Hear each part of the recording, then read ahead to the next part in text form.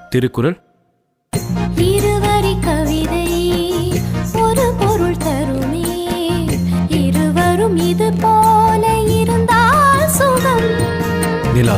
இரவினில் குளிக்கும் தேவதை இவளோ, வளர்ந்தே தேய்கின்ற வெள்ளை நிழல். சரி, கண்ணாடி. இதில் என்னை பார்க்கிறேன், அது உன்னை காட்டுதே. காதல்.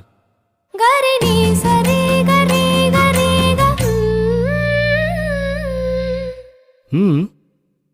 நம் நான்கு கண்ணில் தோன்றுகின்ற ஒற்றை கனவடா.